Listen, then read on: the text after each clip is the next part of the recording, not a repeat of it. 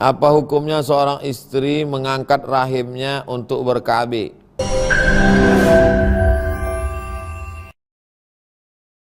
Lupa subscribe, like, and share. Jamaah yang dimuliakan Allah SWT, kita jawab pertanyaan. Pertama, Ibu Nur Komariah. Nur cahaya, Komariah bulan. Nur Komariah cahaya bulan. Berarti lahirnya malam. Assalamualaikum Ustaz. Waalaikumsalam warahmatullahi wabarakatuh. Apa hukumnya seorang istri mengangkat rahimnya untuk ber-KB atas persetujuan suami?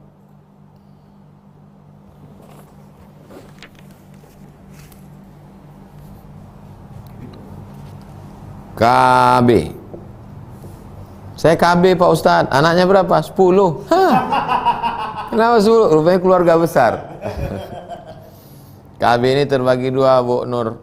Pertama namanya Tanzimun Nasal. Tanzimun Nasal, mengatur kehamilan.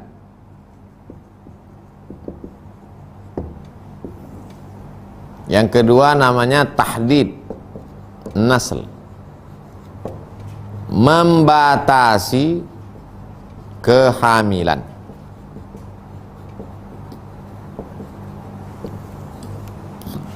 Contoh membatasi kehamilan pada laki-laki adalah vasektomi. Vasektomi, diputus, habis itu dia tak bisa lagi. Ada lagunya itu, putus tak bisa disambung. Sedangkan pada perempuan itu namanya steril. Steril, diangkat rahim, tak bisa mengandung lagi. Yang mengatur kehamilan, diatur hamil 2 tahun sekali, 3 tahun sekali, 4 tahun sekali hamil. Gimana dek, 5 tahun sekali aja lah bang. Apa ini, sesuai pilkada? Ini boleh, ini haram. Ini boleh apa dalilnya? Apa boleh mengatur kehamilannya, apa dalilnya? Karena Nabi membolehkan azal. Azal. Apa azal itu Pak Ustadz? Seorang suami berhubungan dengan istrinya, dikeluarkannya sperma di luar kemaluan istrinya. Azal namanya. Ustadz menjelaskannya jangan vulgar begitulah. Kau carilah bahasa yang lebih lembut. Aku tak pandai. Itu namanya azal. Dalam hadis Nabi tak melarang. Waktu sahabat melakukan itu, Nabi diam. Kalau begitu diam berarti takrir. Diam tu tak marah Nabi. Seandainya Nabi marah pasti menjadi haram. Nah, itulah hikmahnya diamnya Nabi waktu sahabat melakukan azal itu. Ternyata setelah 14 abad baru orang tahu hikmahnya. Rupanya inilah boleh melakukan pengaturan ini. Nah. Tapi kalau ini ada kejadian di Mesir. Seorang polisi Mesir. Dia sudah mapan. Sudah punya rumah, apartemen, sudah punya mobil, sudah punya anak 2 orang. Kisahnya true story, kisah nyata. Lalu kemudian karena dia sudah menganggap mapan semua, akhirnya dia vasektomi. Setelah vasektomi tentu tak bisa punya anak lagi. Malang tak dapat ditolak, untung tak dapat diraih. Apa yang terjadi? 2 anaknya itu meninggal. Stres. Akhirnya bertobat. Lalu dia menceritakan itu, menceritakan pengalaman hidupnya, dituliskan. Itulah saya baca. Oh, rupanya itulah bahayanya. Tak bisa lagi. Begitu juga dengan perempuan. Bang, anak kita kan sudah 2, bagus ya. Iya, rumah udah ada, mobil udah ada. Oke. Malang tak dapat ditolak. Bersin-bersin anak tu mati. Mati. Istri mau hamil lagi tak bisa. Menangislah ibu. Bapak tu senyum. Dia bisa berbini lagi. Hati-hati ibu yang udah steril. Aku bukan nakut-nakutin, tak. Tapi, tenang dulu. Tapi ada yang boleh steril nih. Misalnya ibu-ibu yang sudah operasi sesar beberapa kali. Udah dibelah dah. Anak pertama lahir, belah. Udah itu lahir lagi, belah. Takkan belah sini, belah sini. Kata dokter nih tak bisa lagi bu. Ibu udah beberapa kali belah udah. Yang lama aja belum sembuh, mau buat belah lagi baru lagi. Jadi gimana caranya? Diangkatlah rahim. Steril. Tapi dokter tuh amanah. Atau ada penyakit. Atau di atas usia-usia yang resiko tinggi untuk melahirkan. Kata dokter, ini kalau ibu melahirkan umur segini, resikonya mati. Tanya suami, bang gimana bang? Apa kata dokter tuh? Kata dia kalau aku hamil lagi aku mati. Abang pilih mati atau aku angkat rahim? Aku mati aja lah. Tak boleh pilih mati. Mesti dia pilih steril. Makanya suami juga perlu tahu tentang ini. Jelas kan? Jelas. Begitu Bu Nur Komariah. Yang tak paham, ulang-ulang penjelasan saya. Tak juga paham, besok kirim pertanyaan lagi. Berikutnya Ibu Naila Putri. Ustadz, apa hukumnya melahirkan melalui operasi sesar sementara tak ada sebab? Tak membahayakan jika melahirkan normal?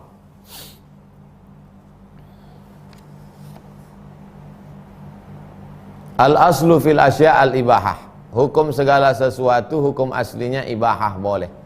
Sampai dia haram kalau ada dalil. Yang tak boleh itu memaksakan kelahiran sebelum masanya.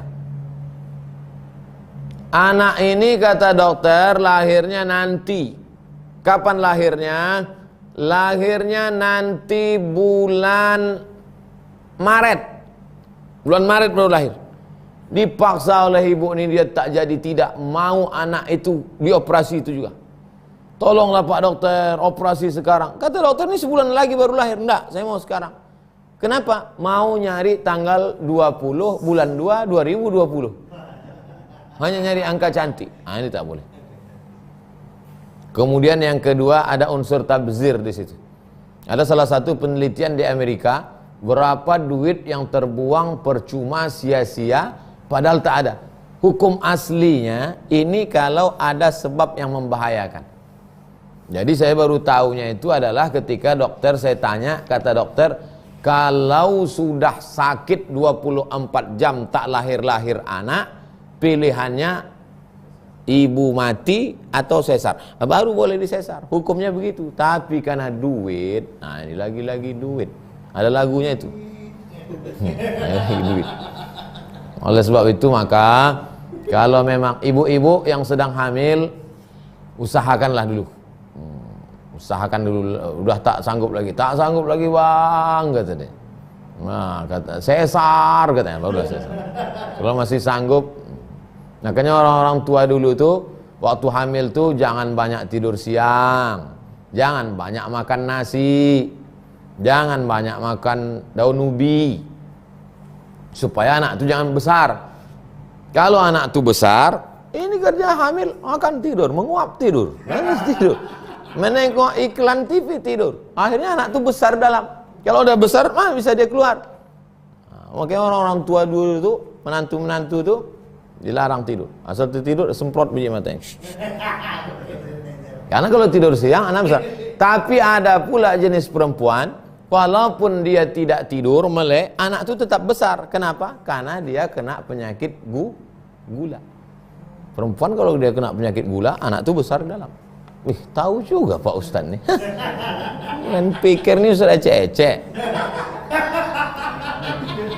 Maka kata dokter, ini karena ibu ini kena gula, ini mesti disesar. Tapi konsultasilah kepada dokter yang amanah. Dokternya suka pengajian, dokternya suka berkurban, dokternya suka berwakaf, dokternya baik, soleh. Bukan dokter yang materialistik. Dokter-dokter itu banyak masuk surga. Saya ceramah di Ikatan Dokter Indonesia, tapi di neraka banyak juga. 3, Ibu Amilah Tambunan.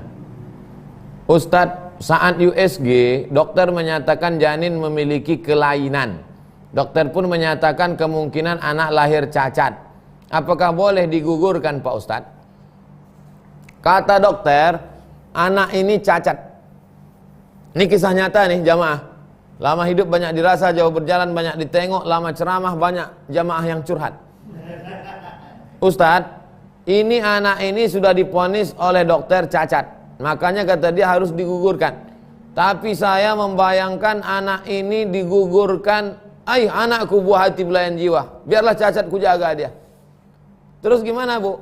Akhirnya saya jaga anak ini Pak Ustadz, dan sekarang anak ini sudah hafal Quran. Hafal Quran. Dokter yang mengatakan cacat tuh sampai sekarang entah bisa entah tidak membaca Quran. Oleh sebab itu maka, tapi kalau kata dia resikonya mati, la tulqu bi aidikum ila tahlukah, jangan kau jerumuskan dirimu dalam kebinasaan. Ada seorang anak lahir, maaf beribu maaf, wajahnya memalukan keluarga.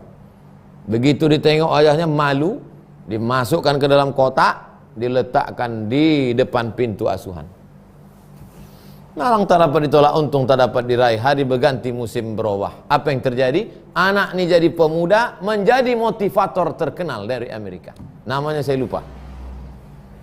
Menjadi motivator, menjadi terkenal. Ada saja cara Allah Ta'ala untuk menegur manusia. Tapi memang manusia ini pelupa. Sudah ditegur dengan berbagai macam kisah ajaib-ajaib, diulangnya juga lagi perbuatan. Oleh sebab itu jangan pernah menyepelekan makhluk Allah. Jangan pernah, la tahqiranna minal ma'rufi syai'a. Jangan sampai kau menyepelekan perbuatan baik. Perbuatan baik aja tak boleh disepelekan, apalagi makhluk Allah yang baik. Tapi kalau resikonya mati, itu tak ada tawar-menawar. Dokternya amanah, orangnya ngaji, takut pada Allah, lalu dia katakan, ini Bu resikonya mati. Itu enggak ada pilihan. La tulqu bi aidikum ila tahlukah. Tak boleh kau jerumuskan dirimu ke dalam kebinasaan. Tapi kalau hanya sekedar prediksi-prediksi, maka sesungguhnya ini adalah ajaran orang barat, itu dia tak bertuhan, ateis. Jadi bagi dia makhluk itu asal ini sampah aja nih gitu. Nanti mati. Sedangkan kita meyakini engkau tidak pernah memilih anak itu menjadi anakmu, dan anak itu tidak pernah memilih engkau menjadi ibunya. Nih hati-hati.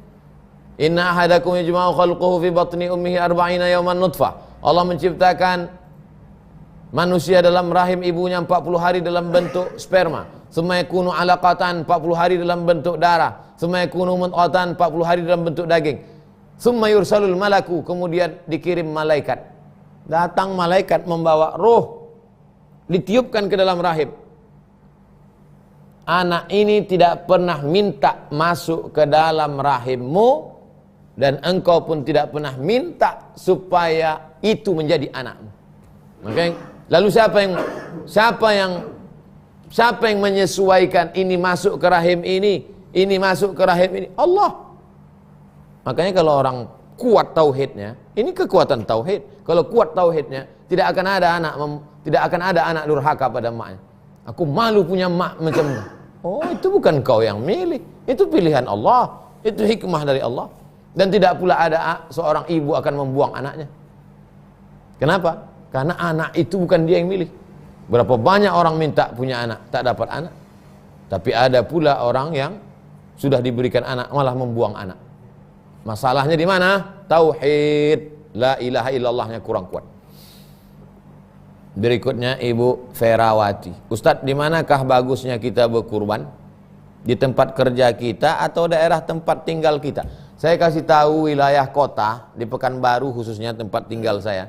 Ini yang di daerah kota ini jangan lagi berkurban di rumah komplek-komplek perumahan orang-orang kaya, orang-orang hebat. Usah lagi kalian berkurban di situ. Tiap hari makan daging. Bahkan ada yang tak bisa makan daging lagi. Menengok daging kumat darah tinggi. Tak usah lagi kalian berkurban di situ. Kirimkan. Nah, ini Bu Ferawati ini pasti belum follow Instagram saya. Sudah diupdate tadi sore. Kenapa belum di follow juga?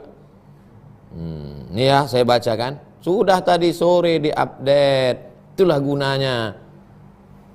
Tak ada yang sia-sia dalam update saya ini. Bagi yang mau berkurban, silakan hubungi Pak Mahmud 0813 6595 0644. Pak Mahmud 0813 6595 0644. Nomor rekening pemesanan 820 11 66 666. 820 11 66 666. Cantik nomornya kan? Bank Riau Kepri, Bank Riau Kepri cabang syariah Pekanbaru atas nama Yayasan Tabung Wakaf Umat. Jangan lupa kode bank 119. Kode bank 119. Tambahkan angka 4 di akhir, nominal transfer. Contoh 2.500.000, di ujung tambahkan 004. Harga kurban 2,5 juta per orang. Nanti kurban Bapak Ibu, termasuk kurban Ibu Ferawati, akan dibawa ke suku Talang Mama, Melayu Tua, Kubu, dan masyarakat pinggiran kota yang tak pernah menengok daging. Kalaupun selama ini nengok daging, jauh, sayup-sayup, kecil, tipis, setipis keripik. Demikian, mudah-mudahan bermanfaat. Terima kasih. Assalamualaikum warahmatullahi wabarakatuh.